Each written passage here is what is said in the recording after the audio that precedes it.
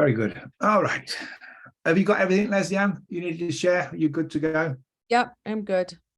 All right. Well, I'll crack along now and see if we can just get through the opening slide again on this class. It's just displaying those division rules there, which we've already gone through.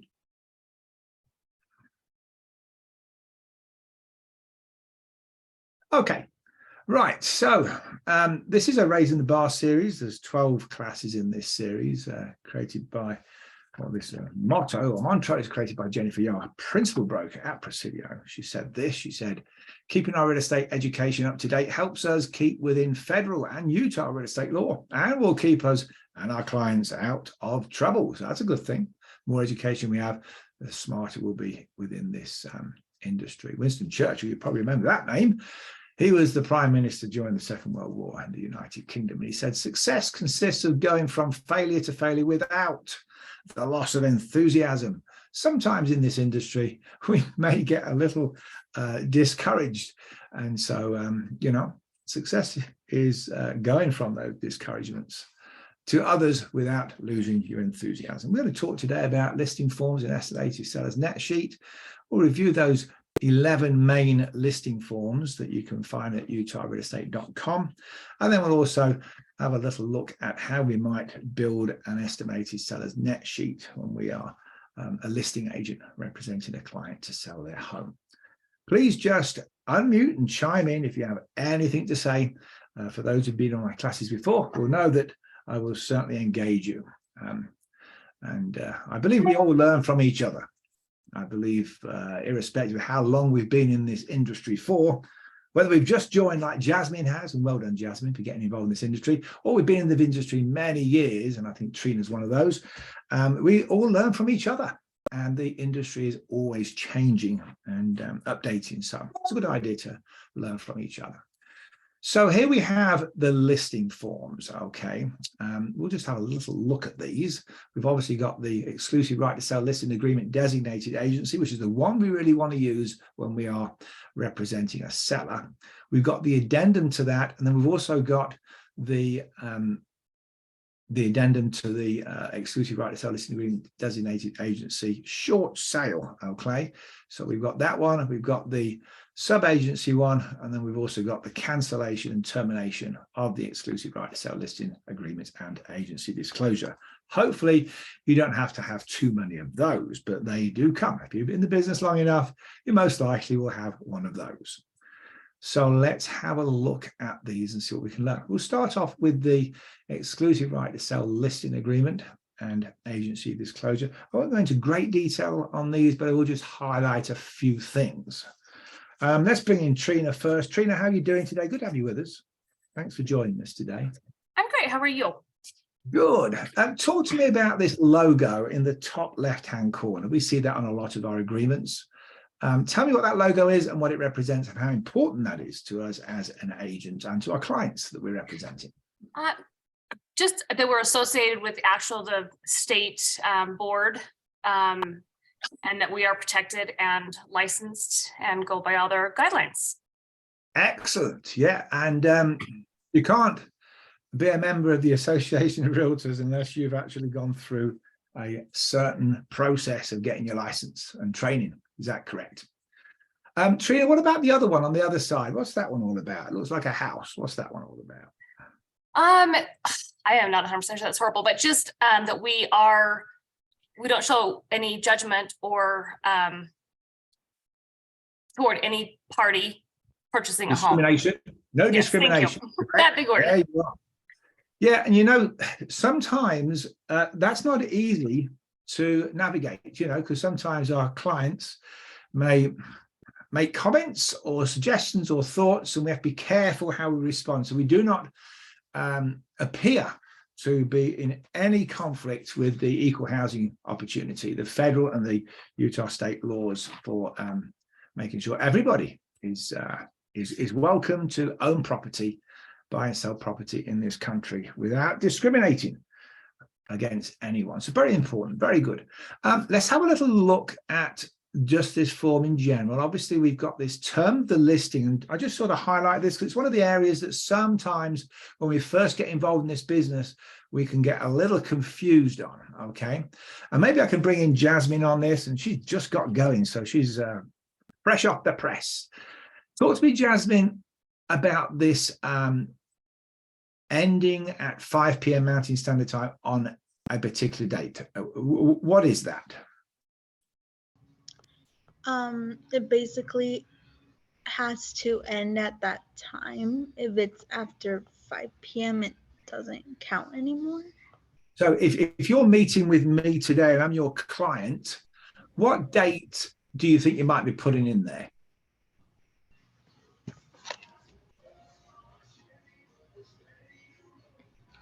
The day that the contract ends? Correct. That's the key. Sometimes when we get brand new agents in, we think, and I certainly did right at the very beginning, thought, oh, that's today's date. Well, of course, it isn't today's date. It clearly says there, the agent of the company starting on the effective date as in defined in section 17 below, but this is section 1, and ending at 5 p.m. Mountain Standard Time on whatever date we put in there. Now, we may put in there 3 months or 6 months or a year, or depending on what sort of listing we have, will depend on how long this listing period is. Is that correct, Jasmine? Does that make sense? Yes. Perfect. Yeah, you got that one right. So just make sure the date you're putting in there is the ending date of this agreement. All right. Okay, very good. Remember, this document is between, there's like 3 people involved in this, even though the actual agreement is between the client, our client, and the brokerage. We're kind of involved in this because we're part of making sure that our clients understand what this agreement is. So, you know, make sure that when you go through this agreement, your client understands what all the things, all the parts of this agreement are, so that when they're signing, they understand what they're signing for. And make sure you're not a secret agent. Explain the value you bring to the table. You know, you have value, irrespective of how long you've been in the business for. You do represent a brokerage that often has been in business for many years. This little section here, the brokerage fees, another little area that sometimes we might get confused on. So, Wendy, how about you helping me on this one? Talk to me about what we might hopefully be putting in those little boxes that are either requiring a dollar sign or a percentage sign. So the first one is saying that the seller agrees to pay the company a brokerage fee in the amount of. What are we thinking of putting in there? Typically, if you're going to be charging a transaction fee, then you would put that into the dollar amount figure. Otherwise, you just use the percentage fee, and that's whatever percentage you've negotiated with the buyer for them to pay you for your services. And what are you hoping to put in there as a realtor? The amount of money that I want to make? Yeah, well, no, remember, it's not you, it's your brokerage that's taking Correct. this money. And how much, what sort of percentage do you think we're hopefully putting in that box? Well, of course, all percentages are negotiable. I personally would shoot for 6%. Correct. Yes. 3 and 3 is the 6%. Correct. 3 Yes. for the listing agent, 3 for the buyer's agent. So then we come down to this other little section on here. We are basically saying the company is authorized to share the brokerage fee. That's the brokerage fee of the 6%, which we obviously advertise in the multi-listing service. And then we have this BAC, the buyer's agent commission. And in that little section at the bottom there, we're going to put 3%. Does everybody understand that? So basically the 6% at the top is including the 3% at the bottom. Does that make sense, Wendy? It does.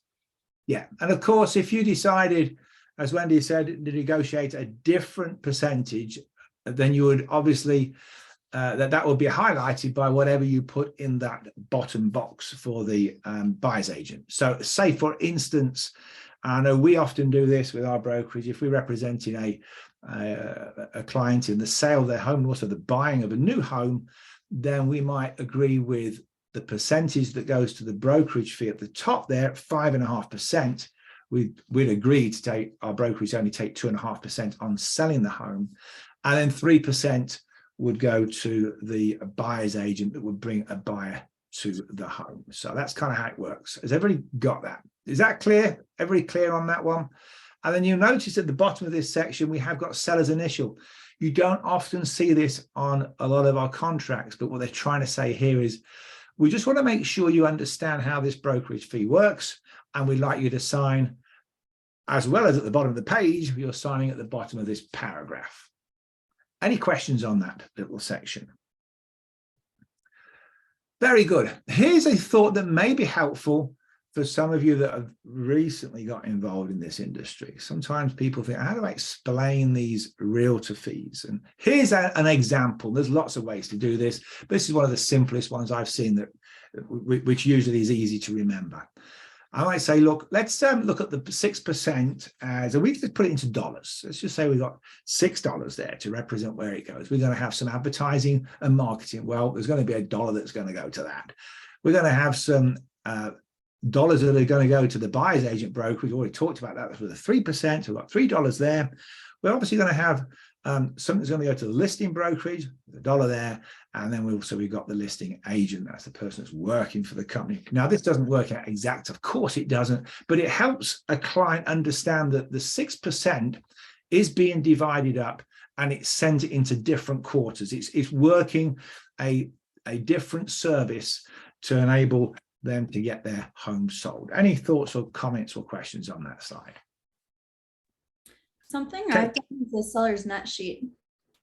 If you just break it down in the beginning, Yes. and so it's where all the fees are going, and then they can see like, oh, it's not just you taking that money.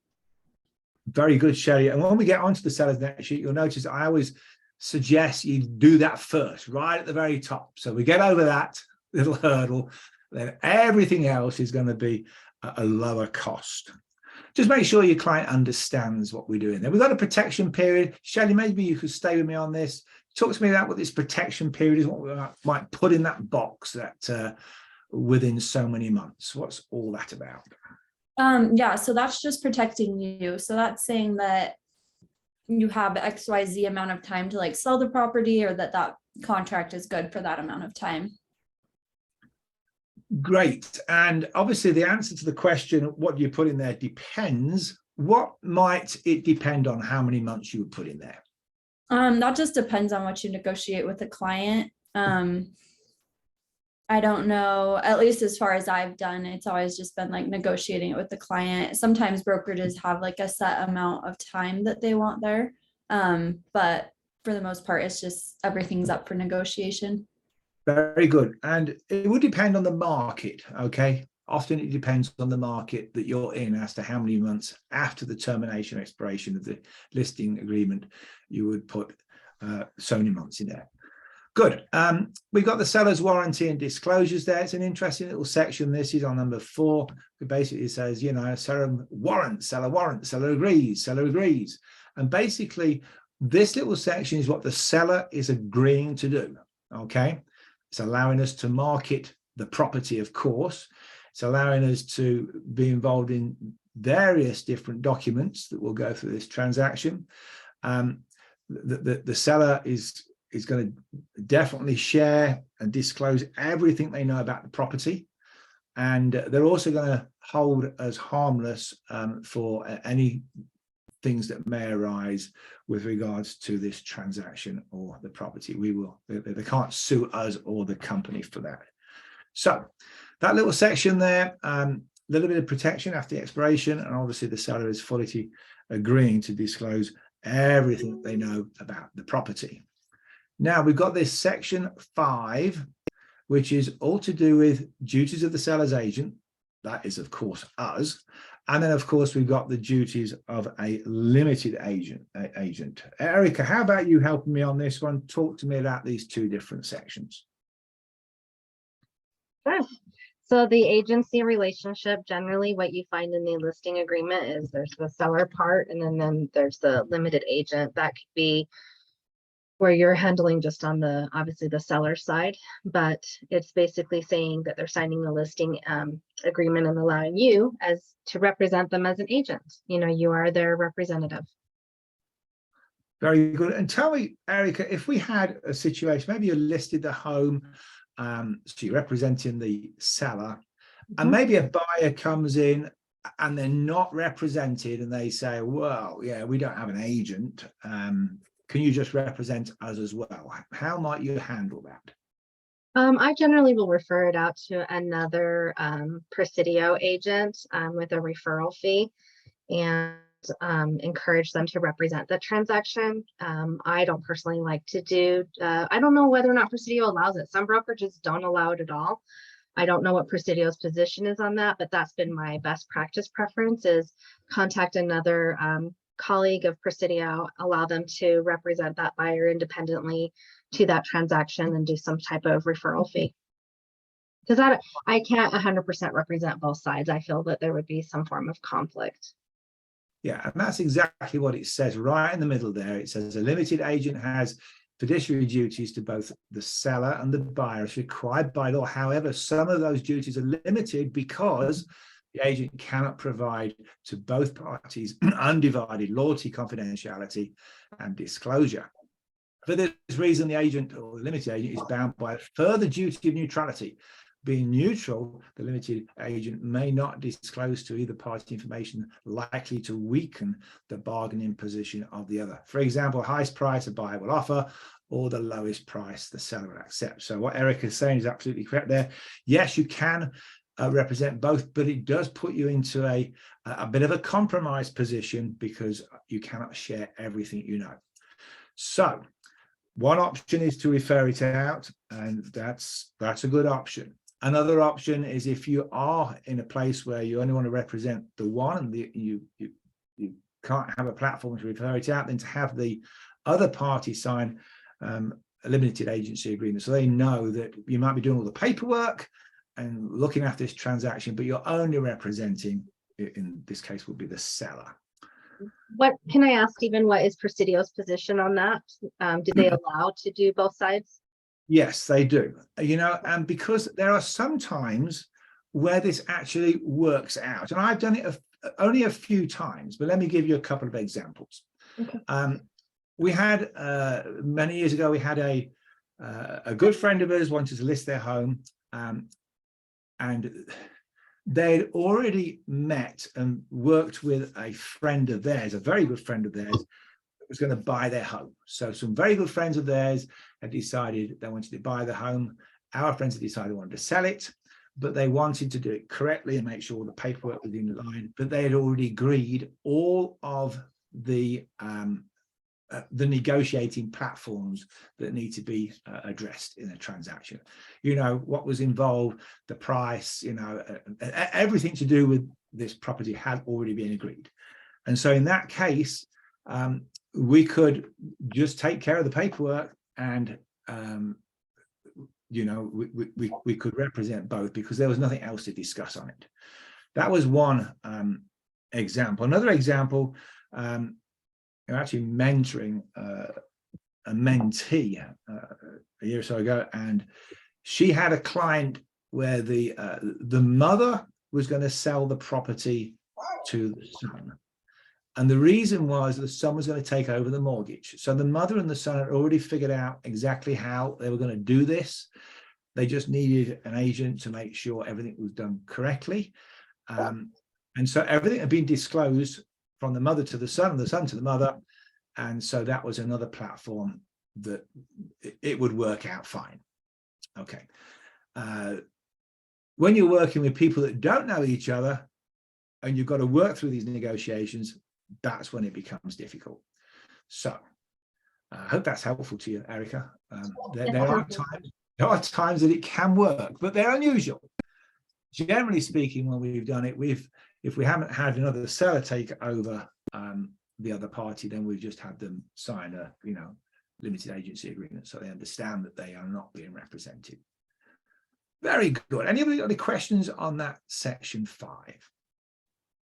All right. Well, there's our first keyword popping up on the screen. And today it's going to be disclosure. So DISCLOSURE. Hopefully you can see that. It's flashing on the screen. Write that down. We won't mention that again. If for some reason you missed any keywords today, talk to Leslie directly through chat privately and see if we can help you. Disclosure, first keyword. Okay, so then we got professional advice. Oh, this is a fun one, isn't it? Professional advice. Talk to me, Trina, about professional advice. How much professional advice can we give to our clients? We just going to disclose what our expertise is. If there's anything as far as an inspector, attorney questions, appraisal, we can refer them to those parties. Perfect. I always like the top line there, Trina. It says, the company and the seller's agent are trained in the marketing of real estate. And if we asked Jasmine, who's recently been trained, she probably didn't get any training on marketing and real estate. It was all to do with just passing the exams and understanding how to get the license through compliance to the rules and regulations. Obviously, we hopefully get trained by a brokerage, but that's what we train for. And it makes it absolutely clear here that we do not have any professional skills, ability, or information to share on building codes, physical property, legal tax manager matters, or anything to do with this home or transaction with regards to other professional entities. So that's important. We can obviously recommend to our clients, some possible companies to connect with if they need some professional advice, but it's up to the client to figure out, who they want to choose, and up to them to do their own due diligence in that area. Dispute resolution. This is an interesting one. Stay with me on this, Trina, because this is quite different to what we see in the REPSI, isn't it? What's different about this section 7 that we might see in a REPSI with regards to dispute resolution? Just if for something happens on either side on the transaction, that will go through mediation rather than through an attorney or other sources, hopefully cheaper. So that's exactly right. Whereas in the REPSI, am I right to say, Trina, that we have a choice? Absolutely. That's right. So in this one, there's no choice. This is going to go to mediation first. And the reason, as Trina quite rightly highlighted, sometimes it's quicker and it's cheaper than going through the court system. So that's what it says there. Attorney fees, governing law will all be fall in line with the laws of the state of Utah, and that is all good. So that's what we're looking at on that 6, 7, and 8. So remember, we're not trained in some of those professional areas. That's why we don't give any information on. This 9 is what the seller is authorizing the company and the seller's agent to do, like advertise the property, of course. And there are a few things here that they are agreeing to. We've got, information that we'll disclose on the MLS after closing. We're going to also talk about some, maybe there'll be some finance information that has to be obtained from a lender to the other party. Obviously, you've got to have the keys to the property so we can put them in the super box and get people in the home. You'll notice here it does say in F that they are signing here that we have an open house. Not everybody has an open house or wants an open house, so just be aware that if that was the case, you may want to put an addendum in there if your client is not willing to have an open house, because in this contract they're agreeing to have an open house. I've got the for sale signs out there. Obviously, they're going to order that title report. And then, of course, we've got, the home warranty plan, if that's going to be applicable. Earnest money, of course, will go into an interest trust bearing account. And there we have it. Any other questions on that 9? Good. 10 is personal property. I like this little section here. It does say there, company is not an insurer against the loss or of any damage to personal property. So seller agrees to hold the company harmless from any loss or damage that may result from any authorizations in section 9. We've got a note in 11. If we've got any attachments, we're going to check that box, R, or if there's no attachments, we'll check R not. And then we've got in 12, a little bit a note, if we're working with someone who is what they call a foreign person, not with US citizenship, then they could be, subject to some extra costs tax-wise. We do clearly say in 13, which we highlighted earlier, that we shall comply with federal, state and local law, fair housing laws. Any questions on those 4 sections? Okay, we're all agreeing in 14 to, move things through the internet electronically, just as if they are original items. 15 is due on sale. Well, that's an interesting topic, isn't it? Let's have a little chat about that. Shaylee, how about you telling me what you know about that? If you know anything about due on sale, what's that about? Yeah, so that's just like anything that would be any fees that would be due on like with the sale of the property. So a lot of times that can be any liens against the property or things like that as well. Okay, so yes, what we have here is there are 3 main sort of places that this talks about. We've got the sale of the property does not result in the underlying debt being paid in full, and then of course that would trigger the due on sale. Everything would need to be paid in full.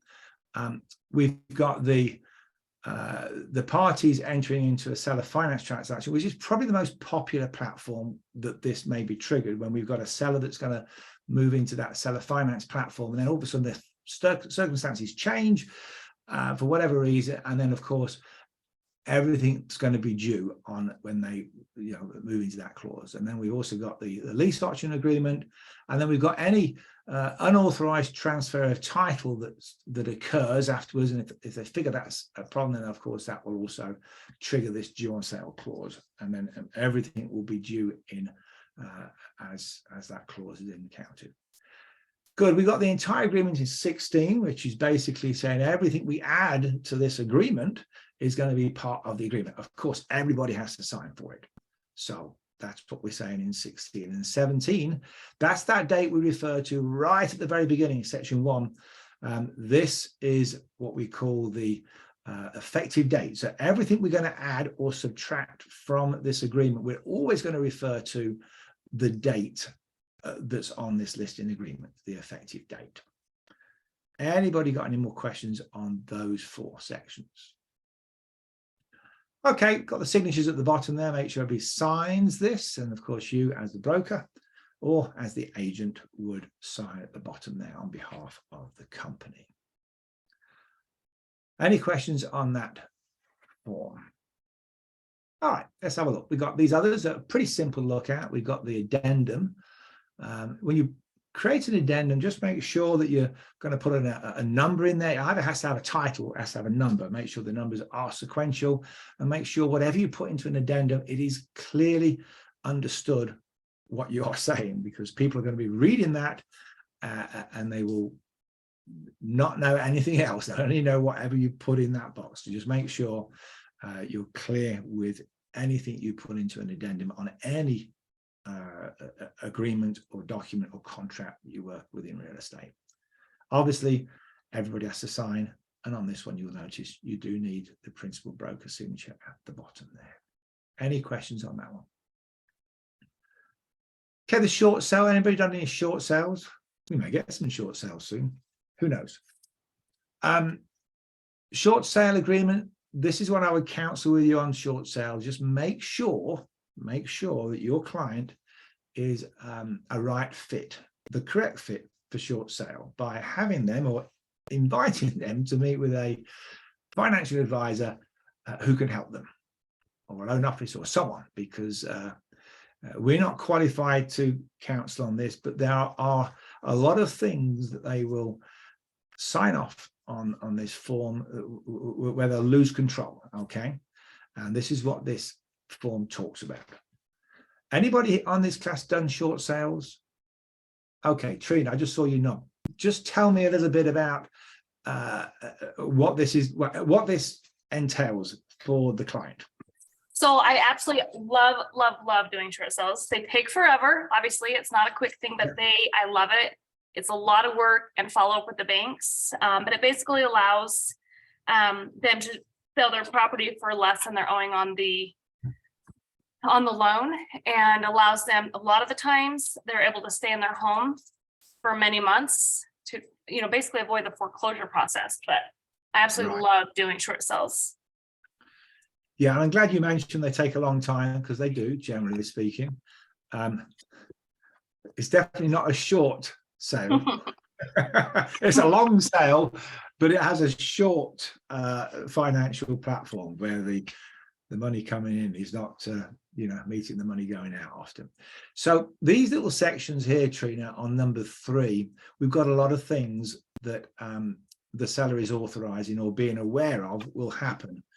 Do you want to just talk to us about any of those as you've talked to your possible clients on short sale? How you explain to them, some of the control they're going to lose? Probably like the most, really actually at the bottom line, the mortgage company is the seller in this. Yes.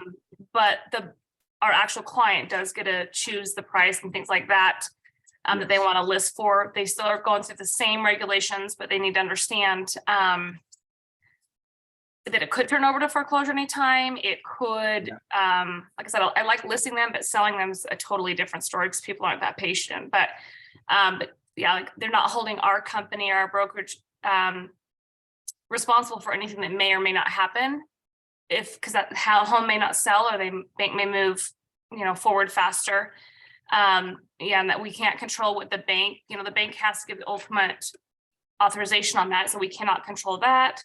And then when I did it, kind of went back and forth. Sometimes the bank wants more than one offer, not just the original offer. So just the biggest thing is just staying up to date with both the bank, which could be monotonous, but also the client. And, they're going to be asked over and over and over for bank statements or pay stubs, things like that. And I just make sure that I am on top of that and do that automatically request it before the bank's even requesting that. Yeah, great comments. And they kind of lose control of this transaction. As Trina said, they're not really the seller. They do work a part of the selling price, but this actual process is kind of controlled either by the banks or the third parties. They don't have any decision over the third parties, and they're the ones that are kind of in control there. They may very well lose credit rating going into a short sale. So I always think it's a good idea, if you have got a client that needs to move into a short sale, just make sure they understand it's the best move for them. There may be some other options for them. Okay, we cannot give that advice, but we can encourage them to get some legal and tax advice, so they're getting the best help possible. Can I add something on that also, like to help the clients, if that's going to be something we're going to come upon? I've had so many clients or friends or family, it's a really embarrassing thing for people, which it really shouldn't, because we have so many resources now. But I've had so many people call, then it's already got to foreclosure, they've already had the sale. I'm like, we could have helped you along the way if you would have, reached out. Don't be embarrassed. Like, that's the one thing we need to let the customers know. Do not be embarrassed. It's part of life. Let's just not keep repeating that cycle. But there's so much that could have been done to help, and without displacing their family or causing, the embarrassment that they have. Yeah, that's a great comment, Trina. Yeah, we're here to help, and time heals, doesn't it? And I think they can always get their credit rating back, and they always get back into good. And sometimes these things happen, and it's just out of their control. It's just a bit of bad luck. But our job is to make sure we can move the property on and help that seller, have a fresh start. So very good. Addendum to listing agreement sub-agency. It's pretty simple. That is probably not used an awful lot these days, but there it is, and easy to fill out when we're talking about the limited agency platform. The cancellation, just be aware of this sheet. We have got an option here to keep the protection period or not have the protection period. We talked about those, whatever it is, 3 or 4, 5, 6 months after the termination. And here we have an opportunity just to highlight that area. So basically, both parties agree to mutually release each other from any obligations, claims, liability, and demands, but not limited to the agreement protection period unless checked below. So if we're going to check that, the agreement protection period is not cancelled or terminated. So that's the key thing there. And in some cases, there may be some money that's going to be due here. Okay, if you've done a lot of work for a client, for some reason you agreed that, okay, a certain amount of money will be paid to the brokerage for the money for the work you've done, then that's what you put in that that box there. Any questions on that sheet or that form? Okay, let's move on then. We've got seller's disclosure forms. Well, these are a lot of fun. And then we've also got the one for the land, and then we've also got the addendum. We'll have a quick look at those, and we'll finish up with the wire fraud alert disclosure. See how we're doing on time. Great. So it's now a 16-page document. It used to be 7. Before that, it used to be 5. And as it goes down, as you go back in history, it goes up. As we go forward in history, we're now on 16 pages, which is very nice. Thankfully, we don't have to print them all out all the time, but maybe sometimes we do. The key thing here is to make sure your seller understands this is a very, very important document. It's really important they disclose everything. It is much easier to understand, even though there's more pages, more or less the information is the same as it was before. It's just kind of expanded. Okay, it's expanded a little more. Let's have a look at these and just make sure we understand this. So there's a notice at the top there. Obviously, it starts up by just reminding everybody that what we do is real estate, marketing of real estate. And then it says, neither the seller's brokerage nor its agents are trained or licensed to provide seller or the buyer with professional advice regarding any physical condition of the property, regarding any legal or tax matters. And then we have the seller's brokerage and its agents strongly recommend that in connection with any offer to acquire property that they get professional services. Okay. And then we see in the instructions to the seller, this is now in capital letters, just in case we didn't quite catch it earlier on. Seller is obligated under law, under the Repsy section, regardless of option, to disclose to the buyer's defect in the property and facts known to the seller that might materially and adversely affect the use or value of the property. Okay, so what we're doing here, the sellers are we're making sure the seller understands that they must disclose everything. So we're going to go through every line here. They're going to read it all. They're going to complete the questions. They'll be specific, and they're going to check all the boxes that need to be checked. And at the bottom of every one of these sheets, they will need to sign it.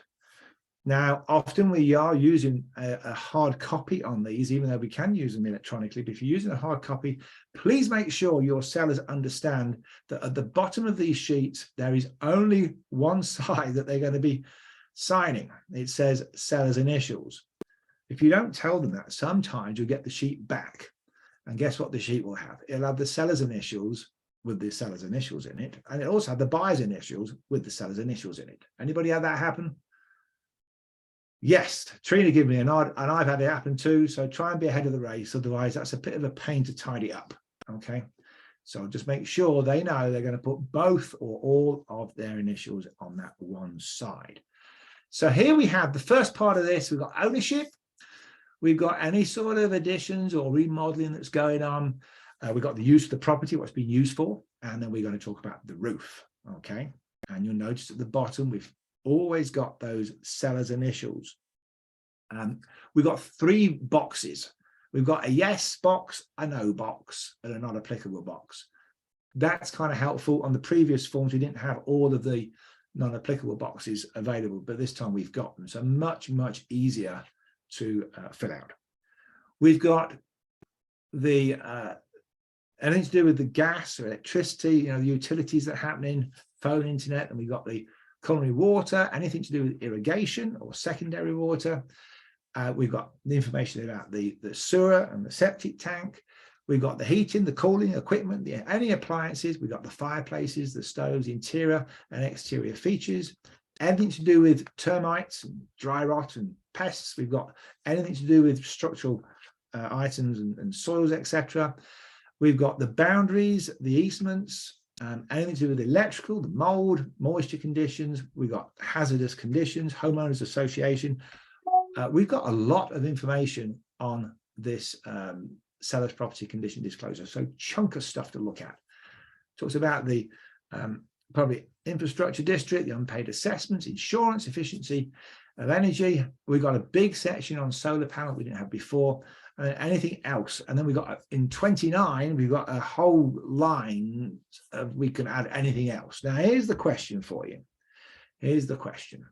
And let's see how Jasmine gets on with this one. Jasmine, if you've got a client and you get this form in front of them and your client's lived in the house, say for 25 years, and they say to you, well, Jasmine, we haven't really got any problems with this. We did have a little, it was a kind of a little flood down in the basement. We had, I don't know, year 2 that we were here. There was a bit of a leak in the, I don't know, the water tank. We got that tidied up.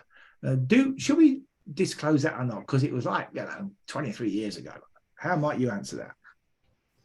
Yes, you should still disclose it. And then they say to you, and that's the right answer, Jasmine, they say, well, Jasmine, it happened so long ago. We've not had any problems since. Why should we disclose that? How might you answer that question? Well, it's better to disclose than not disclose it, because if they find out, then they're probably gonna think that you're hiding other stuff too. Perfect answer. Perfect answer. Yeah. And basically, it's for their protection, isn't it? It's for their protection.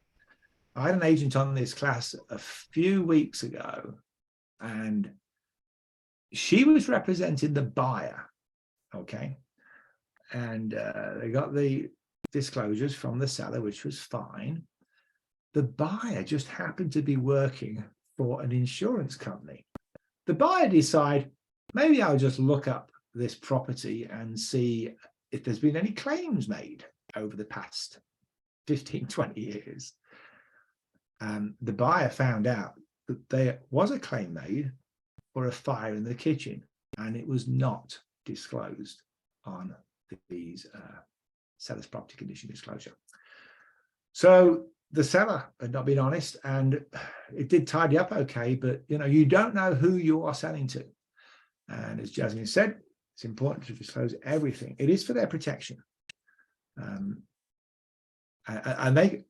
a buyer can sue a seller multiple years if they find something that hasn't been disclosed, and they find something that's been, happened in the home that is a challenge. Remember, there's also neighbors and friends and people that know things. So just make sure that your sellers disclose everything. Any questions on that? All right, we've got this little section here, and you'll notice it's really interesting how these forms are constructed, because what they do, that they in certain areas will ask you again to sign off something they've already mentioned earlier on about. Here we've got verification by seller actual knowledge of as of the date signed below. Seller understands and agrees that seller will update this disclosure form if any information contained herein becomes inaccurate or incorrect in any way. That means, and we had personally a transaction that's just about closing this week, actually, that we put on the market in July, and in August they had a flood, okay, literally in the basement. So we'd already done the seller's disclosures, everything was fine, and then they had a flood, and then we have to then put an addendum to those. It was quite complicated as well, because then we had the restoration company come in, lots of work done, like $22,000 worth of work done to disclose it all. So our seller's property condition disclosure section was huge, because we've got these 16 forms, and I think we had like 3 different addendums to that main disclosure form. It was because of the work that had to be done following the time that we'd already sent out this disclosure. So did eventually get, nearly sold this week. So it does happen. And the seller is saying that if anything else happens, they will disclose it. All right. Anybody got any questions on the seller's property condition disclosure? Good. We've got the one on the land. It's quite simple. This is quite different as well. It's only like 3 pages long. All right. But basically, we're going to be talking about the sewer and the septic tank, whichever they have, what sort of water they have, whether it's public or private. Maybe there's a well, if that's the case, we'll note that. Irrigation water. Soils are pretty important, of course, and boundaries and access and anything to do with flooding and draining. particularly if you're selling a piece of land in the summer, you know, may not see that it floods in the winter. If you know that, you've got to obviously disclose that. Any questions on the land? Then you've got the addendum for both of these. I would suggest if you use these addendums, you're real clear what you are disclosing, okay? And on this form, they've even got the page number and the item number of the seller's property condition disclosure form, so you can easily highlight the items that you are addending to. Any questions on that? Okay, we've got the wire fraud alert disclosure. All right. Erica, tell me, do we have to fill this out, or can we give this one a pass? No, it's a must. There's too much fraud that's been going on, people getting their emails hacked on both sides, and absolutely critical to cover everyone and remind them that they should just not trust any information, and always call the title company. It's a best practice to verify the information is accurate, because when there's thousands of dollars being transmitted, you just want to make sure it's going to the right source. Absolutely. Yeah, absolutely. And it's a really good idea to, as Eric has just said, when you're talking to a client, make sure they understand that this is great protection for them. And there are 3 nevers and 3 always is here. So as Erica said, you know, even if you're emailing, you've got to take a phone call to make sure that they understand what's happening. This form has to be filled out. So just make sure you go through it with them, make sure they understand what they're talking about. So they can't ever say they did not know. They do have responsibility on this very important part of moving information or moving money. Okay, we've also got the lead paint disclosure. We'll have a little look at that one, and then we'll look at the property photo opt-out form. So let's have a little roll on those. Pretty simple, this one is. So any property that's built before 1978 will require this disclosure and acknowledgement regarding lead paint and or lead paint hazards. Here's a question. Would we ever fill out this form on a property that was built after 1978?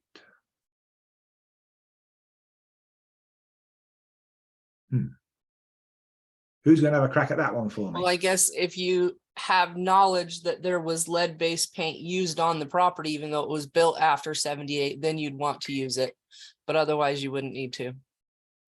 Wendy, you're absolutely correct. You know, and we do have properties where an owner has sold their house, all right, and they bought a house in 1982 or 1983 or whenever, and they've brought their paint with them, which they had, and then they've done some rooms and maybe they've used lead paint. And if they're aware of that, then yes, you will absolutely need to have this form filled out.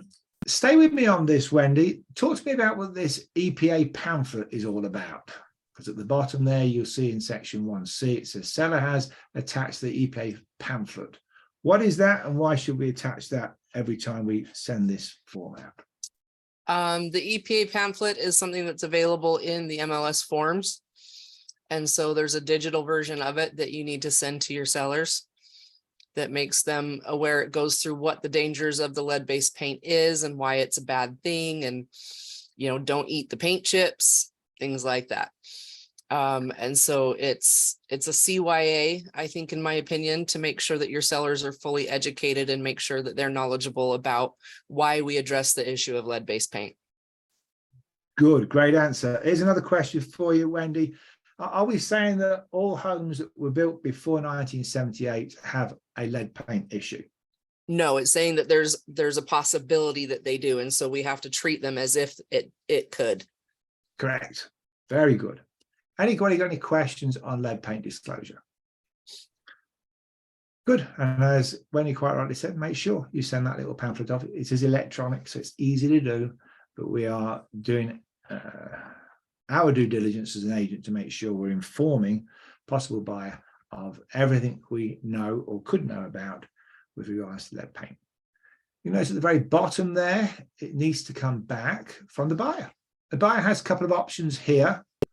All right, do you want to stay with me this on, Wendy? Tell me what these two options are in section 3 that the buyer will check. So they either want the 10-day opportunity to conduct a risk assessment or they don't. So one says that I want to take advantage of that and the other one says that I waive it. Correct. And when would that 10-day opportunity start? How does that work? Any idea? You know, I've never had a buyer check it, so I'm not sure. Okay, it's a good little question. So say, for instance, well, this is independent to the due diligence deadline day. You may have someone that goes under contract and they only want 3 days to due diligence, which is fine, okay? But then obviously they get this and they say, well, I'll have my other 10 days just on this particular area. Does that make sense? Mm-hmm. Yeah, so that's why it's there. It's an independent window of time for them to do their due diligence. And it has. So is it 10 days from acceptance? Yes, it is. Yeah, absolutely. Good. So it's that 10-day window is an independent window that's moving in time when they sign this document. So that they could, let's say, for instance, that had a week due diligence and they got to near the end of that week and then they eventually get this, they could have another 10 days just solely on this topic, if that makes sense. All right. Otherwise, they can waive it. That's the deal there. Any questions on that? Anybody use the, yes, please fire away. Who was that? I just want to clarify, it's only specific to lead. It has nothing to do with any other inspection. Correct. Yeah, absolutely. It would only be to do with the lead paint disclosure. That's all it would be to do with. And the reason they give the 10 days is sometimes they may need a specialized company to come out and do some proper testing, you know, in some parts of that property. Erica, why don't you stay with me on this property opt-out form? Have you ever used this one before? Do you know what it is and how and when we might use it? Oh, you just muted it. I accidentally muted it. Not really. What I found most of them want to. The only time that I have found that they opt out is maybe they moved everything to a garage or a particular room that they don't want. But I normally, or, you know, they just feel like they might have like a hoarder home and don't want that until, you know, it's under contract after the fact. But rarely have I seen people opt out. I always encourage to have some kind of preview of the property. Yeah, great highlight there. And you've highlighted a few things I'm just going to focus on as well. So first of all, on the MLS, you can opt out for any photos of the property or maybe either just interior or exterior photographs. You need to fill this form out. They do respond very quickly. They usually respond within 24 hours. So easy to do, but this is what you would need to fill out if you're not going to be supplying any photographs on the property. Here are some reasons why sellers might not want photographs of their home. So I'm just going to highlight these for you just so that you know. And Erica did highlight a couple of them. So distress sale, of course, a short sale, a foreclosure. Maybe there's a public figure and they don't really want that, you know, being displayed anywhere. Maybe there's some change in relationships like divorce. Maybe there are some, I've got child abuse there. Maybe their renters sometimes can cause a challenge in this area. Maybe there'll be expensive art in a home that they don't want people to see. Some may just have too much clutter. They just can't handle that at the moment, and that's okay. Home in disrepair, and you know, really want people to go and have a look at the home rather than see them on the photos on the MLS. So just be sensitive. Sometimes we have a client that is in these circumstances, and we would not push them to have photographs, but we would use that form in order for them to have the exception. Any questions on that? That's the number you would call if you had any questions, and if you do want to get that form out, you would email it to memberservices@utahrealestate.com. Okay. Other than that, you could call the 801-676-5400, and extension 2 is what you need if you're going to be using that opt-out form. Any other questions on that slide? Okay, so we kind of looked at all those just briefly in the last hour. I'm not going in great detail, but we have highlighted some of the things that sometimes we can miss. We looked at all of those exclusive right to sell listing agreements. We looked at the property condition disclosures there, wire fraud, the lead paint, the opt-out form. Any questions on any of those before we move on to the next part of this class? Okay, let's talk about estimated sales net sheet. Of course, what is that? Who can tell me what it is? Well, don't give you long, do I? Jasmine, tell me what it is. What's this estimated seller net sheet? Any idea? Is it the cost of everything that the sellers would kind of pay for? Yeah, that's exactly what it is. We're going to try and figure out how much all this is going to cost in this transaction, so they get an idea of hopefully what they're going to take away, or maybe what money they'll lose on it. Okay, I've simply put here, seller's net sheet is a document usually prepared for a seller that will break down the sales proceeds, closing costs, existing obligations during a real estate transaction. The net sheet will calculate an estimate of what the seller can expect to make or lose on the sale of the home, also called the seller's net proceeds. And you can do this in many different ways. You don't have to have a special app to do it. You can just build it with an Excel sheet or a number sheet, and I'll show you how to do that. It doesn't have to be very grand, but there are some brokerages that have some little fancy tools that can do this for you. So let's see if we can learn a little bit about this. Now, obviously, these are going to vary. They obviously can change as well. So just be aware of that.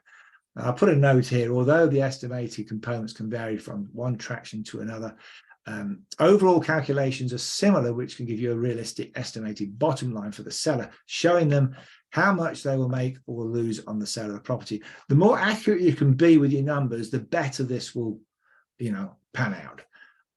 But we do recognize that this is kind of like a direction, an estimation. It's kind of where we hope to be. It may not be exactly as it turns out, but hopefully in the right direction.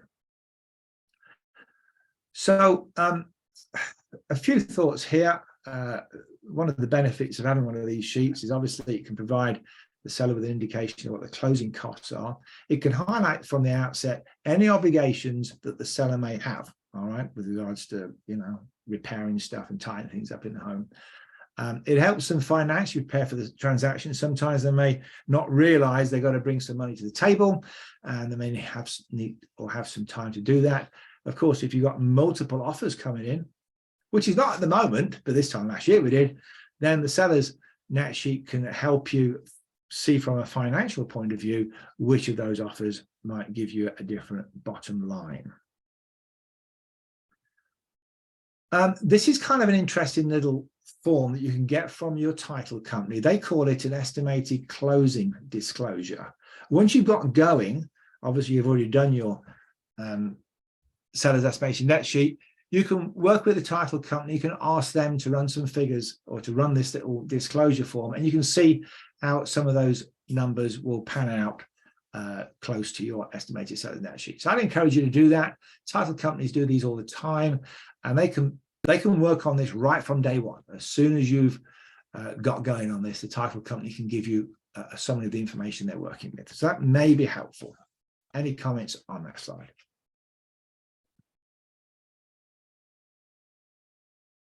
I kind of like this little visual. You've got the Amish folk here. Look at them. They're all over that building. Lots of guys all doing an important job and all working together. And that's how we need to be as realtors, because we're working with lots of different components that are coming in to this estimated seller's net sheet. And we need to be as accurate as we possibly can, but we're working together with other people. And hopefully, we can be in concert with these people and get the right sort of figures in place so that we don't have any surprises at the end of the transaction. Look a bit like the Amish there. We've got title expenses. we've got government payments, we've got realtor fees, and maybe some other bits and pieces. So have a look at those little 4 sections and see what we can learn. And we'll start off with the title expenses. Well, we've got a few things here. We've got the title deed, of course, the title insurance, the title service, and the title search. Let's see if we can remind ourselves what these 4 items are. We'll start off with the title deed. So there it is. Trina, what's the title deed? Just whoever's name's on title, whether it's husband, wife, mother, whatever. Or the county. Some of the things that we learn from this title deed, which are quite important, is we often can see what the parcel of land is. Okay, we can have a pretty good idea of owners, and it will also preserve the chain of ownership. So we can see how many owners own this property or piece of real estate over a long period of time, which is quite nice. So as Trina said, the title deed is ultimately going to have someone's name on it, and that's who owns the property. So cost for this, not a huge amount, guys, not a huge amount. We are going to get this recorded in what's called the county recorder. That may be referred to in different names in different cities or places. Sometimes they refer to it as Register of Deeds or Clerk of Courts or Office of the Judge of Probate or Recorder of Deeds. But it's not going to be very much money, probably about $80 or so. Maybe another $40 for another one if you're going to have to run that. So about $80 for the deed. Then we've got this insurance. Wendy, what's this insurance about, and do we have to have it? Yes, it's required by law. Which policy is required isn't, there's a standard policy, and then there's higher levels that you have the option to purchase, but you are required to have that standard level of title insurance in place. And it basically covers either the buyer or the lender in the event that someone else is able to prove that they have title to the property. Great, yeah. And there is actually just a little loophole for some people that may not use this title insurance. But Wendy's absolutely right. You should really have it because that's where the protection is. But there are some unusual circumstances where someone could opt out and not have it. And that is if sometimes when they're selling, someone's selling a property to a family member, and it's kind of an internal sort of thing, they may not go for the title insurance. But 99.99% of the time, you've got to have this. And as Wendy quite rightly said, it's protection, because sometimes things go wrong. They find out down the track that something's not quite in order, and of course that insurance is going to protect you, protect all parties. So that's what we need. I put here hidden defects, even after detailed search, might not raise the alarm until several months or years after the owner has purchased the property. This is why title insurance is very important and used for nearly every real estate purchase. If you had a client that was not going to pay for title insurance, then as a professional realtor, you would need an addendum to exempt you from any liability. That's the important part there. But as Wendy absolutely said, I'd say I've not dealt with anybody that hasn't used this before, but I know there are a couple of loopholes where some people choose not to use it. And it's usually to do with moving property through family relationships, as far as I have found. Any other comments on that screen? Very good. So title insurance, it's a chunk of money actually, this is, guys. And the reason is because we can't just say sorry when these things go wrong. They've got to be fixed. So mistakes in recording or indexing legal documents, forgeries, fraud, undisclosed missing heirs, unpaid taxes and assessments, unpaid judgments and liens, unreleased mortgages, mental incompetence of grantors on the deed, impersonation of the true owners of the land or fraudulent persons, and refusal of a potential purchaser to accept title based on the condition of title. So lots of things that we're getting this covered with this money we have to pay. And it's a little chunk. Okay, guys, so I'll give you an idea of what it might be. All right. So on a $300,000 home, all right, you're basically going to be looking at this sort of cost. In Utah, it's about 60 cents per 100 of the sales price. So if it was 300,000, of course, you'd be looking at $1,800. Okay, so it's a little chunk, but that's kind of a general rule of thumb that we're looking at here in Utah. Okay, it's not paid more than once, you just paid once and then you are done. Any questions on that slide or that topic? Okay, title service. Now you often notice this is referred to in different sort of language with different title companies, and often they'll bundle a lot of this together, so you may not actually see these separated, but does vary from company to company. Usually here in Utah, you're on a general size home, you're looking at between $500 and $800 per transaction, okay, depending on the price of the home, of course. Basically what we got here, it's about $150 for a search, all right. Not an awful lot of money here, but it will also identify any sort of loans or child support liens or judgments that might be held against the property. They'll obviously need to be sorted or handled or taken care of before closing. It will also make sure that we tidy up any incorrect spelt names or missing information or deeds or unpaid taxes. So that's what the search is, about $150 there. Government, well, we've got the property taxes. That's always a lot of fun on the 30th of November every year. So if you own a property, we're going to be paying that. And we'll look at the ad valorem and the non-ad valorem taxes just so you understand the difference between those two terms. And then we'll just tuck into the municipal liens. So let's toodle on those. So anybody know what ad valorem tax means? Anybody come across that one before? I won't pick on anybody because sometimes people don't know that one. But basically, the ad valorem tax is Latin for according to value. This tax is the amount that's based on the value of a transaction of property. So it's usually imposed at the time of the property transaction. It kind of goes up or down, often goes up when other properties in an area are being developed or upgraded or sold. And the ad valorem tax, of course, will be our property tax that we are familiar with. So here are some just notes that might be helpful if you've not seen this before. Obviously, it's a significant expense for every homeowner. We pay it on the 30th of November. If you pay it late, you will get a penalty. So you pay on December the 1st, you get penalty. So paid on time. Usually, mortgage platforms will probably have a certain amount of money going to escrow every month for most of our borrowers so that they can use that out of escrow to pay off the property tax. Obviously, it's going to be paid even if you paid off your mortgage because you own the house. That's what you're paying your tax for. Local authorities set guidelines to determine an assessment of the property tax, and that varies from place to place, of course.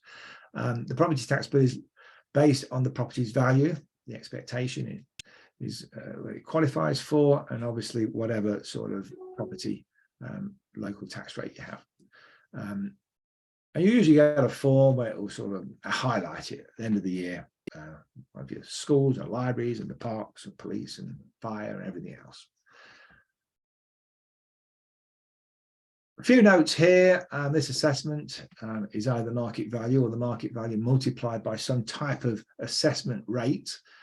And that depends on place to place, of course. There may be some of these assessments may decrease for certain reasons, and I'll just share that in a moment. But it doesn't necessarily affect the market, all right? Sometimes people have got buildings that are used for other purposes, farm buildings or farm or office or whatever it is, and there may be some exceptions as well for religious buildings or buildings that are used in the community for the community. I'll put a note there, properties for taxes for schools, parks, police, fires, they also may change from place to place, but they're usually listed and they're grouped together on your property tax form. Okay, obviously the more properties that are sold, the more adjustments you'll find on the property tax, and often you'll find you've got some older houses in a rural area and they start building new houses, in the same area. That will push the property tax up, which is kind of a little bit unfair for the people that have lived there for decades, And sometimes we find people in this modern world that have to move house because they can't afford the property tax on the property that they've owned for many years, because other buildings have come in and increased the property tax. So it's a bit of a down when that happens. Any comments on that slide or that topic?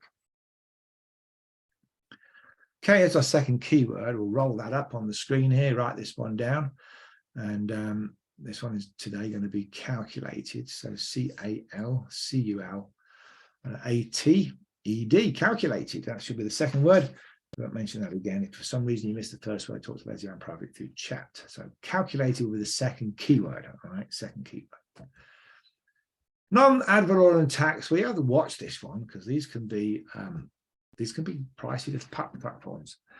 It's going to be not to do with the value of the property. That's the key thing. It's going to be to do with services that are attached or linked to or with or part of the property, like landscaping or security or lighting or trash. And obviously one of our favorite ones, of course, is the HOA. Just be aware that the non-ad valorem tax, which is a HOA, they can be quite pricey items that you've got to figure out that need to go on your estimated seller's net sheet. Make sure you contact the HOA and find out what those prices are. Just a question on HOA. Has anybody dealt with clients where they've been in an HOA and there's been a requirement for a certain percentage selling fee to go to that HOA? Okay, Trina, I saw you nod. Tell me about that, or tell our agents about No, I think I was just thinking of the sales, like right now, like 0.5% of the sales price, but I think that's different. That's just a reinvestment fee. Okay, yeah, and sometimes they do have those other fees, so just be aware of that, because if you're in Daybreak or it's like Park City, those fees can be quite steep and make a big difference to your bottom line. So just be aware of that. Okay, here we have the property tax, 30th November. That's the magic time of the year. At the moment, believe it or not, Utah is down as the 11th lowest in the USA as far as our property tax. So it's about 0.58%. So that's like 58 cents per $100. So if you were working on the same calculation of the $300,000 home, you're probably going to be looking at around $17.40. It's kind of a similar price to the title insurance. Gives you an idea roughly. These are rough figures. If you want to get the actual figures, make sure you call the city or town or area where the property is, and you can find out what those prices are. And often the seller has the documentation from the previous year, which will show you what those prices were. And of course, they're going to be sort of divided up so that, if they're selling the property middle of the year, they're not going to pay the whole of the year taxes. That'll go on to the buyer, and the title will take care of that. We covered this a bit earlier on, the realtor fees. Typically, what we're looking for is 6%. If I was in charge of Utah, which I'm not, I think it'd be a really good idea to say, this is how it is. It's a 3 and 3. And we'd all be very happy with that. But often we have to negotiate it. But really good idea to have a good conversation with your client. Make sure they understand, though, that this money is not going to you. When they're meeting with you, Trina, and they're looking at the 6%, sometimes they're thinking you are getting all of that money in your bank account. That's right, isn't it? To say, no, it's not going to me. It's going to the brokerage. And the brokerage then pays everybody. And my brokerage hopefully will pay me. But I will not have all of that. So just make sure they understand that. I think I covered that little section there. I just put a note in there. Sometimes a brokerage will have, often these days, will have another administrative fee, which will be on top of like the commission. It will be just to process the transactions through their office. And that will be like a fixed fee. I know with Presidio, it's $2.99. So some offices have that, and if they do, then you obviously know exactly what that is, and you'll put that in. But that's not part of the commission, even though an agent could decide to pay that, of course. There may be some other fees to look at. I just talked about this earlier. and that's the HOA estoppel fee. You've got the special assessment fee, you've got the recording or transfer fee they may have, and they may even have a little fee for preparing a disclosure statement. So just kind of be ahead of the race on that if you're working with HOAs. So because those assessment fees can be quite steep. Home warranty, got some options on there, and it depends on how the market is rolling as to how and who is going to be paying for a home warranty. But it could be $400 or $500, depending on the size of the home. And you'll notice on the rep C, there's an option for someone to choose it and to pay for it and to order it. So possibly in this market, which is now a buyer's market, maybe sellers are starting to think we better pay for their own warranty. A year ago, when it was a seller's market, maybe the buyers are thinking, we won't ask for a home warranty, we'll just pay that ourselves. Is that the sort of line that it works? So depending on how the market is will depend on who is paying for that home warranty. But if your seller's paying for it, let's have it down there. Okay, let's have it listed. Some other little things you might just be aware of. Okay, now Utah is one of the states that do not charge this excise tax. But if you're working with an out-of-state buyer and you're kind of helping, so it might be aware for you, but just know in your head that there may be some excise tax that needs to go on their estimated sales net sheet for when they sell their home. We don't have it in Utah. We're one of the 14 states that do not have it. Just be aware of that in case you're working with someone outside of this state. There may be some items that the seller is currently paying for and forgot they're currently paying for them because they're going out direct debit every month.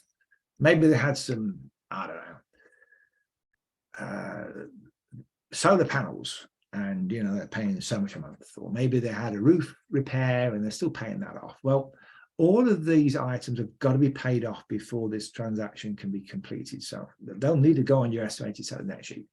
So whatever they are, let's get them listed. Okay. And here's another thing that you might want to just be reminded of when you're in negotiations. Sometimes a seller may agree to pay for some or even all of the buying closing costs. We've got a client at the moment trying to sell a house in Daybreak, as it so happens. In fact, we had it under contract. It was all ready to go. It fell out of contract in, let's see, August, September. Was it October? I think it's October. It fell out of contract after settlement. Can you believe that? After settlement, it all fell out. So, or right at settlement, yeah. We kept extending the settlement, and then it all fell out. So the buyer lost their earnest money, but unfortunately, our seller did not sell the house, and we've dropped that house. I think it's like 70 grand since then. We still haven't got a buyer, and the seller said to us last week, said, I'll pay the buyer's closing costs. So he wants to get rid of that home. And if that's the case, make sure you've got that listed on your estimated seller's net sheet. Some other items you might just be aware of. Okay, I'll just highlight them here. The repairs. Now, obviously, these are going to be negotiated and people are going to figure out who's going to repair what, or if the repairs are going to be done. If your seller is going to do some of the repairs themselves, that's great. There may be a price tag for that. There may, maybe it costs them $500 to fix the bits and pieces they're doing. Maybe there'll be some repairs that the seller has agreed to have done, but can't do them themselves, and they need a contractor to come in to do those repairs. Maybe there's some double or triple tapping in the electrical panel, and they need electricity to come out to do that. Well, there'll be a cost for that. Let's write that down. There may be some repairs that the seller's not going to do, and that's fine. We're not going to list those, but just make sure that you cover any items on repairs. The proration of utilities is done by the title company. They're really good at that. It's not usually an awful lot of money, a few $100s here and there, depending on where they are in the month or where they are in the year with regards to property taxes. Anybody know about what a rent back cost is? Anybody come across that before? Did I see a nod from Erica? Erica, tell me what you know about rent back costs. Well, in a seller's market, generally what we were finding in the last couple of years prior to this market shift, where we would just put even a simple dollar, you know, for the seller to be able to agree to rent that back, just small monetary amount. But it could be fair market value as well, and that they continue to pay for the utilities to that. So Okay. oftentimes you can kind of go to KSL. I mean, in this market, it's kind of a harder sell. So. Okay. Sometimes you may find that a property has had some upgrades and the city doesn't know about it. Maybe it was a 4-bedroom house and they've converted the loft area to another bedroom. So now it's a 5-bedroom house. And maybe that was done 5 years ago, and now I'm selling the house. And of course, once that's highlighted to the city, they may think, hold on a minute, this house has a bit more value because now a 5-bedroom house rather than a 4-bedroom house. So we'll do a little rent back on this and we'll charge some extra tax that they didn't know about. So just be aware of that. Sometimes that rollback or rent back cost can be extra that needs to be tidied up. Got the rent back and you also got the rollback. I've got those two muddled up there. The rent back is, as Erica mentioned, and then the rollback on taxes is if you've got some extra things in the home that need to be taken care of that have added value to the property. Okay, let's look at this third keyword. How are we doing today? I'm rolling through this class today. Fees. Okay, F-E-E-S, fees. Let's jot that down. That'll be the third keyword. When we get to the end of this class, just a reminder, don't close down the Zoom until you've opened up that little document. And when you've got the document, make sure you fill it out correctly. Would be good to get your hours done. Okay, appraisal fee. Now, in some cases, a seller may decide to get one of these done before they actually list the home, just so they can get a really good idea of what the price is. Or maybe they're going to do it during the listing of the home to see if their price is intact. If so, you have to jot that down on your estimated seller's net sheet. So that could be a few $100s. All right. So let's make sure we've got that looked at. And that's the rollback tax. I just told you about the rollback taxes when I told you about the rent back taxes.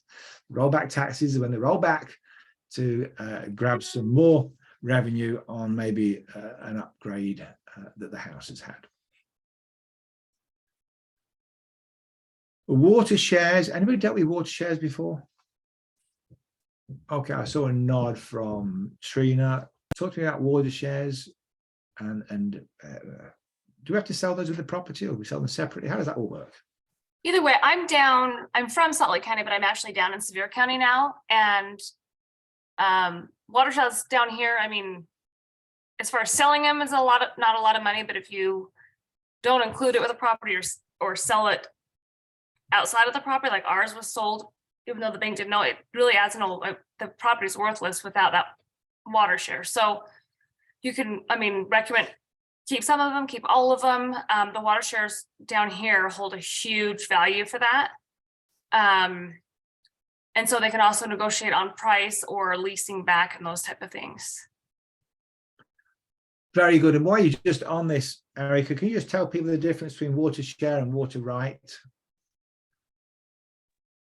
Yeah, the water share basically is what Trini just explained, where they can sell it or not sell it. And then the water rights is that you gain access through that, either through a private well, and have the ability to have the ability for that accessibility. Perfect. Yeah, and as Erica said, ideally is to sell the water rights with the property. That's the ideal, because if you wanted the water right, the water shares, sorry, then most likely the buyer will want the water shares as well. We have an unusual situation on this particular house we are closing on this week. The sellers have been there 47 years, and I asked right from the outset, any water shares? And the owner says, oh yes, I've got a water share. I said, okay. And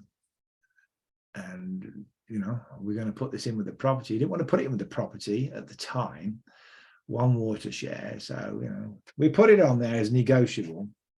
And when the buyer comes in and says, can we talk about the water share? So I ask him for the document. He hasn't got the document. He's got an old, very old piece of paper from, I guess, a city guy who's probably dead now, that said him and his brother own half a water share. First time I've ever seen it in my life. Half a water share. You can't have half a water share. You have a water share, 2 or 3, 4, 5, but you don't have half a water share.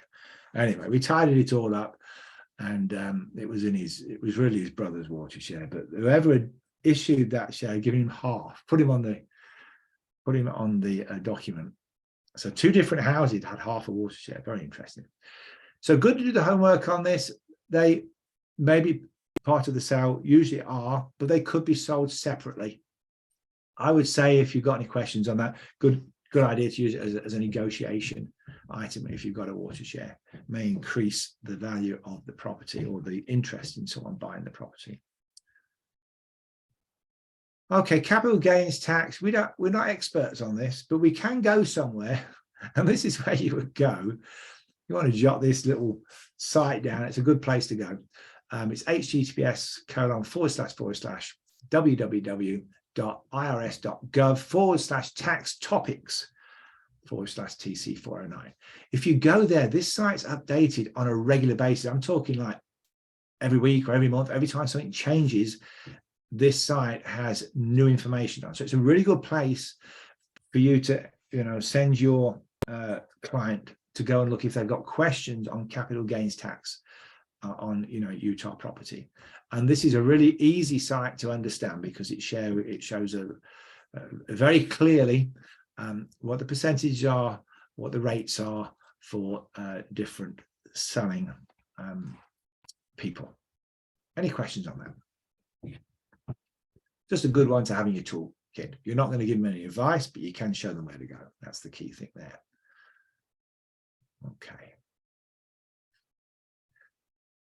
Okay, so let's have a look at the estimated seller's net sheet in the last few minutes we got here today. We'll work on a 300,000 list price property. Okay, we'll figure out what the calculation, what the cost is. This is our idea, and you know, you can just use a normal Excel, easy, you know, comma separated value spreadsheet. Real easy to do, not difficult. Your brokerages may have something more elaborate, or you might want to talk to your lender. Maybe they have some elaborate ones, but you can easily do this. I would always put real estate commissions at the top. Already talked about those. We're all happy about it. I'm going to worry about it. You know, on this size house, it's going to be 6%. It's $18,000, not $1,800, $18,000. We've already talked about, they've signed the listing agreement. We're all good. Let's get it out of the way. Okay. It's going to be the biggest expense. It's at the top. And if I've got any more questions on that, we can handle it. But I would always put it at the top. We're done. Now we've got everything else is going to be lower than that real estate commission, which is kind of nice. So it's all going to go down. We got the recording deed here, not a chunk of money, $80 maybe.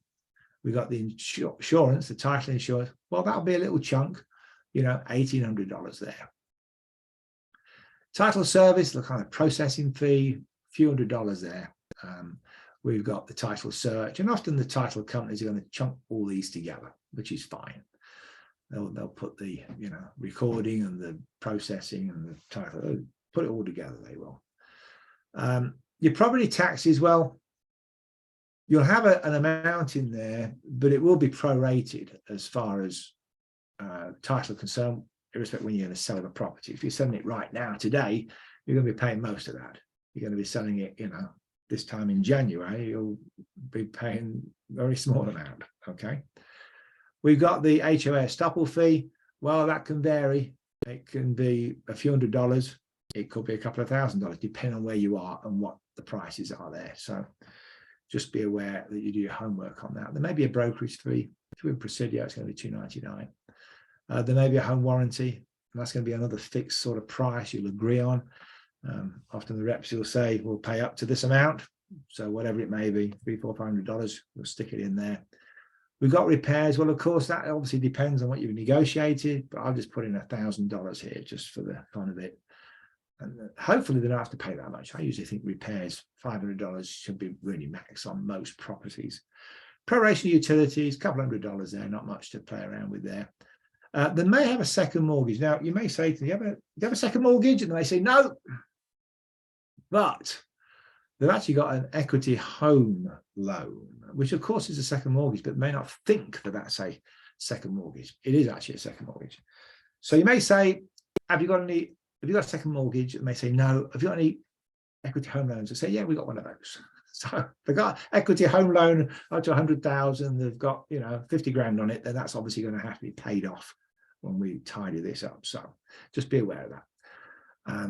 We're going to put all that into one box. We've got the mortgage and anything else, and that's how much we're going to have to pay off our borrowings. We have a total expense, which will be, in this case, on these numbers, it comes out at 234,869. Got the seller home. I would say be conservative, especially today because prices are dropping. So you might want to be just careful that price today might not be price tomorrow because, the prices are dropping at the moment. So be conservative on that. And then, of course, you're going to subtract one from the other to get a profit loss. And hopefully they got some green figures in there. And on this one, they would have 65 grand, 131. Any questions or thoughts or comments, or anything I missed on there that we might want to highlight? Well, I completely sent you to sleep. Wendy, have I sent you to sleep? Are you still with me? She says, no, not sent her to sleep. Good. Erica, anything to add to that? Okay. It's a really good idea when you first of all meet with your client to have a rough idea of where these figures are going to be. And then you can go home, knock out a spreadsheet, and then you can go in with a bit more tight figures on. It will enable your seller to be pretty confident of how much room they've got in this transaction. Particularly, if we're in this market, which is moving to a buyer's market, sellers need to know how much room they've got before, this transaction becomes difficult to navigate financial wise. So, good. Okay. I'll put a note here, just be accurate as you can with these figures. The more accuracy you are on these numbers, even though it's kind of an estimate, the closer you'll be to the actual figure. All right. And just make sure your seller understands that you're just working with the information that you're given.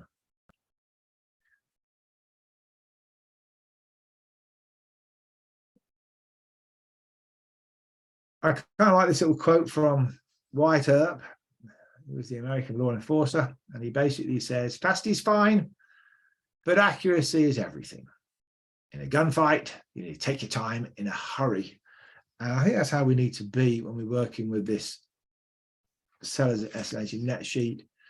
If we rush it too much, we may not get all of the pieces of the puzzle in place.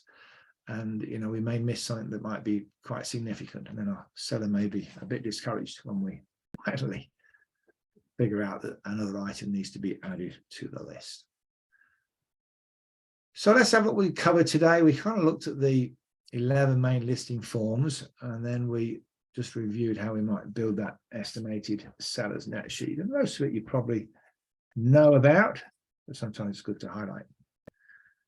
We've got a few minutes. I always like to just quickly go around and just see if there's anything to highlight, so especially when we've got new people on classes today. So, Trina, anything to highlight today that might be helpful for us all to just take away? Any takeaways you might want to highlight for us? Probably just more of the, I can't remember what you called it, but the stopple, I guess. I haven't heard that for a long time, so that was a good overview. Yeah, the HOA stopple fee, that's a good one. Though. It sounds like we're in a movie, isn't it? Stopple. Sounds great. Great word. Thank you. Erica, anything you'd like to highlight that stood out to you that might be helpful for us to remember? No, I just really liked, like Trini was saying about like some of the short sales, that was really helpful for her to kind of educate maybe the group a little bit more about that and some of the regulations and just the patience through that process. So that was really helpful. And then, you know, just kind of breaking down a little bit more in detail some of the listing agreements, you know, and some of the agreements, because oftentimes we just kind of skim through it. So Yeah, good counsel there, Eric. And you know, sometimes because we know what we know, we do tend to go quickly through it sometimes, and because it's sometimes very fresh and new to our clients, they kind of look like, you know, deer in the headlights, not sure understanding what we're talking about. So good idea to slow down and, you know, to take it easy. Shaylee, anything you'd like to highlight that may have stood out for you today that might be helpful to us to remember?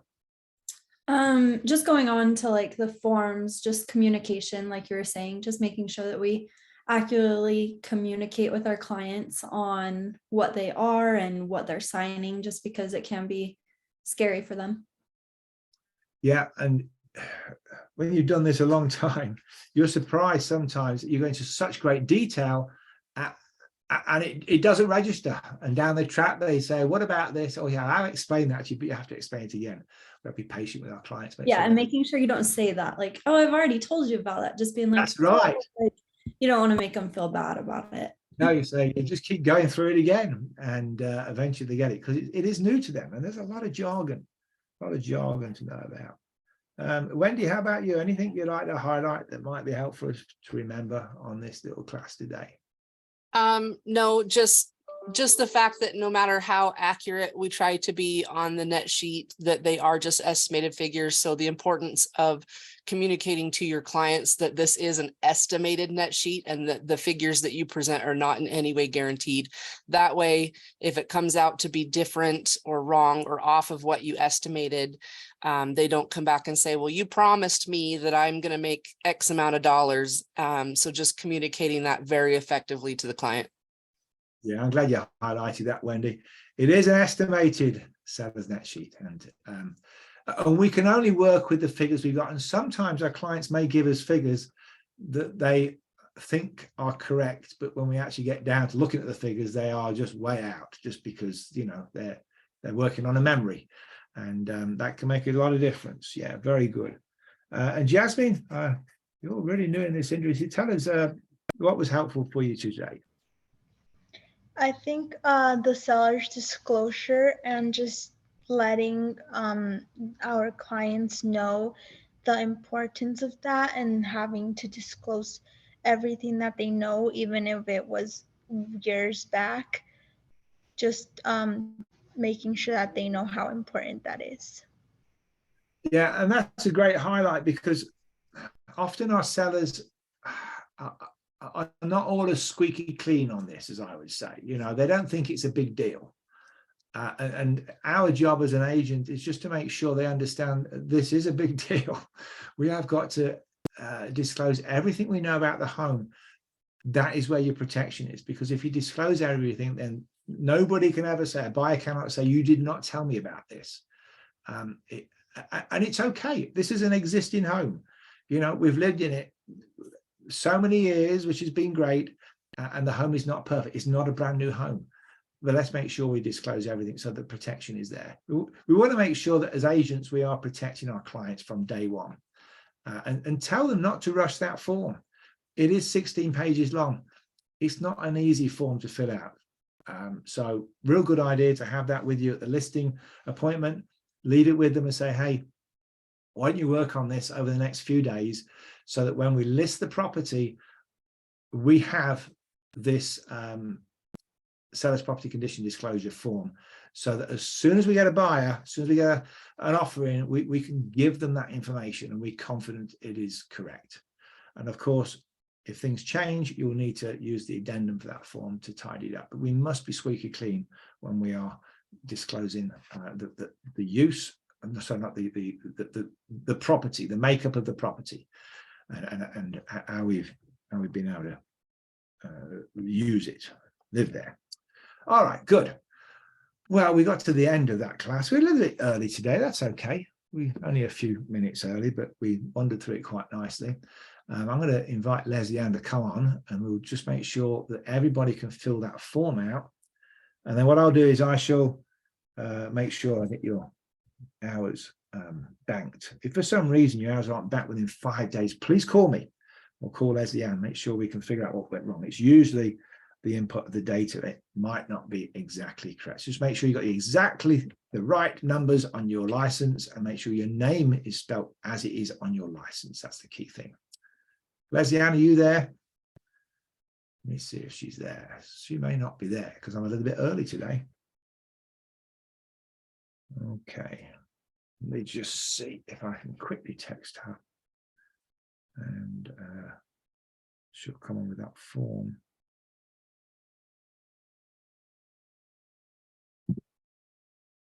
Very good. Well, I'm waiting for her to come on board. Jasmine, you've done quite a few of these lessons. You're going to try and get all 12 in. Yes, I'm trying to do all 12. Yeah. How many have you done so far? I haven't counted it, but I think I'm a little more than halfway, maybe 7 Good. or 6. Good. Good. Yeah, it's good. These 12 are quite good backbone lessons when you first get involved in the industry. So I'm just waiting for Leslie Ann to connect with us. She may be on a phone call. We need that form.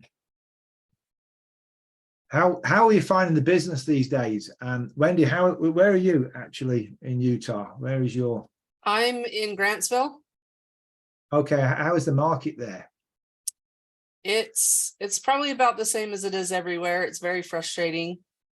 A lot of buyers that have backed out due to the increase in interest rates, and sellers that are discouraged because of the days on market. Yeah, I think that's where we are. However, even at interest rate at 6 or 7, it's much better than 14 or 15 or 16% that we have seen in, years past. I certainly have seen them in years past. How about Shaylee? Where are you, Shaylee? And what's the industry like where you are? Are you seeing the same sort of thing? Yeah, so I'm in Lehigh, so just Utah County area, and I feel like I have a listing right now that hopefully will be closing on the 20th, and it's just been so stressful making sure it doesn't fall through, because it's one that is newer, but they're still building new properties by it, and so they're like, well, the new builders are offering this, and so it's just a lot of competition. Yeah, that's a good point you raise, Sherry. Builders have dropped prices dramatically on houses that are falling through. I'm talking, and offering 50, like $10,000 in closing costs. Yeah, they've really got some good deals at the moment, and they of course want to get those houses moving because they're paying for those houses that are all completed, sitting on land that they're paying for. Yeah, so yeah, I know Lehigh well. My son lives in Lehigh. Let's see. Trina, where are you? Where are you calling from? So we're in Sevier County. I'm just south of Ridgefield, if you're familiar with that. Okay. But yeah, I mean, we own a gas station, a laundromat, or a RV store here, and it's been slow just from COVID too. So I think across the board.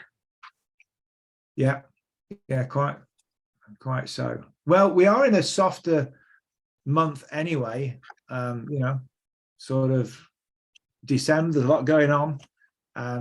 I would think things will pick up in the January month. The funny thing with that is that everyone says July and December are generally the slower months. Historically, for me, other than for my husband passed away, July and December are my busiest months.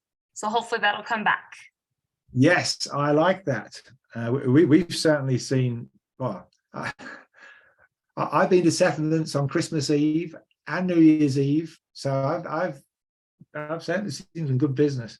I think July is probably the softer for me, just because I think people are on vacation and whatnot. But I've had some good busy November and December, that's for sure. But it is what it is. There's always opportunities in each market. There's always opportunities to sell and buy real estate. I think I just heard Leslie Ann come into the office, so she should be with us. I'll get this form to you. Okay, sorry about that. You caught me off guard. Okay, sorry, I just finished a little earlier today, so I was ahead of the race. Okay, here is the link. Oh, okay, it's not gone in. Okay, so if you click on this, it should open up in another browser. So when we close this down, you will still have access to it. The course ID is at the top of the form after the name. In the form, it asks you for the course ID number. And that it's right after the title at the top. To make sure you all can access that before All right, we. maybe I'm looking in the wrong spot. Where's the course ID? So are you on the form? Let's see. Did you click on the link in the chat? Yeah, I just don't see. Oh, it's right there. Okay. It just hadn't loaded the top part. Okay, thank you. Okay. And then next week we have a class on Monday. It's the buyer broker agreement and application. It's our last class until the new year. It is a 2-hour core class and it's 10 o'clock to 12 o'clock.